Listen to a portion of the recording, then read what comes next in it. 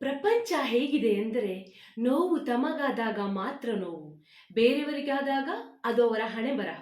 ನಮಸ್ತೆ ಎಲ್ಲರಿಗೂ, ನಾನು ನಿಮ್ಮ ಪ್ರೀತಿಯ ಸೆನೆಡ್ಡಿ ಕುನ್ನ. ನನ್ನ ಯೂಟ್ಯೂಬ್ ಚಾನಲಿಗೆ ನಿಮಗೆ ಸ್ವಾಗತ. ಜೀವನದ ಪಾಠ ಕಲಿಯುವ ಎಲ್ಲರಿಗೂ ಪ್ರೇರಣೆಯಾಗುವಂತೆ ಈ ಕಥೆಯನ್ನು ಹೇಳುವ ನನ್ನ ಸಣ್ಣ ಪ್ರಯತ್ನಕ್ಕೆ ನಿಮ್ಮ ಮೆಚ್ಚುಗೆ ಇರಲಿ. ಈ ಕಥೆಯನ್ನು ಪೂರ್ತಿಯಾಗಿ ಕೇಳಿ ಮತ್ತೆ ಹೇಳಿ ನಿಮಗೆ ಈ ಕಥೆ ಹೇಗೆ ಅನಿಸಿತು ಅಂತ. ತಡವಾಡದೆ ಈ ಕಥೆಯನ್ನು ಶುರು ಮಾಡುವ ಅಲ್ವಾ? ಇದು ಒಂದು ಅಸಹಾಯಕ ನಾಯಿಮರಿಯ ಮತ್ತು ಮಗುವಿನ ಕತೆ.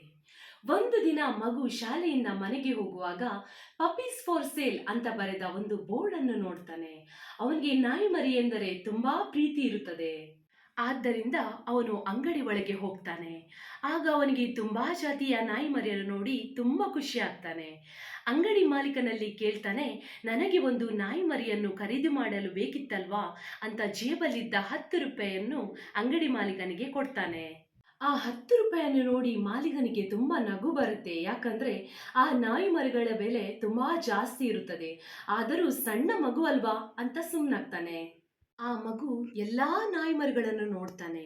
ಆದರೆ ಮೂಲೆಯಲ್ಲಿ ಒಂದು ಸಣ್ಣ ಕಾಲು ಇಲ್ಲದ ನಾಯಿಮರಿ ಬೇಜಾರಲ್ಲಿ ಇದ್ದದನ್ನು ನೋಡಿ ಅದರ ಬಗ್ಗೆ ಮಾಲೀಕನಲ್ಲಿ ಕೇಳ್ತಾನೆ. ಆಗ ಮಾಲೀಕ, ಆ ನಾಯಿಮರಿ ಮಾರಾಟಕ್ಕೆ ಅಲ್ಲ, ಕಾಲಿಲ್ಲದ ನಾಯಿಮರಿಯನ್ನು ಯಾರು ಖರೀದಿ ಮಾಡಲು ಬಯಸ್ತಾರೆ ಅಂತ ಹೇಳ್ತಾನೆ. ಆಗ ಮಗು ತಾನು ಆ ನಾಯಿ ಮರಿಯನ್ನು ಖರೀದಿ ಮಾಡುವುದಾಗಿ ಹೇಳ್ತಾನೆ ಮತ್ತು ಅಂಗಡಿ ಮಾಲೀಕನಲ್ಲಿ ಕೇಳ್ತಾನೆ, ಆ ನಾಯಿ ಮರಿಯ ಬೆಲೆ ಎಷ್ಟು ಅಂತ.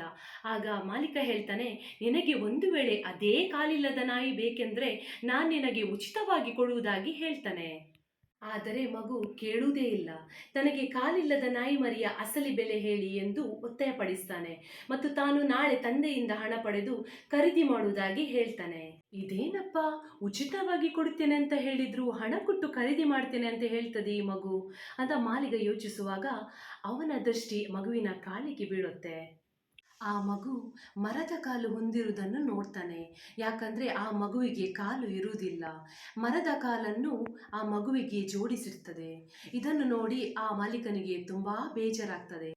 ಕೇಳಿದ್ರಲ್ಲ ಸ್ನೇಹಿತರೆ, ಹೇಗೆ ಆ ಮಗು ತನಗಿದ್ದ ನೋವನ್ನು ನಾಯಿ ಮರಿಯ ನೋವಿಗೆ ಹೋಲಿಸಿ ಅದಕ್ಕೆ ಒಂದು ಬೆಲೆ ಕಟ್ಟುತ್ತಾನೋ, ಹಾಗೆ ನಮ್ಮ ಸಮಾಜದಲ್ಲಿ ಇರುವ ಅಂಗವಿಕಲರಿಗೆ ಸಮಾನತೆಯ ಗೌರವ ಕೊಡುವ ಎಂದು ಹೇಳುತ್ತಾ ಈ ವಿಡಿಯೋವನ್ನು ಕೊನೆಗೊಳಿಸ್ತಾ ಇದ್ದೇನೆ.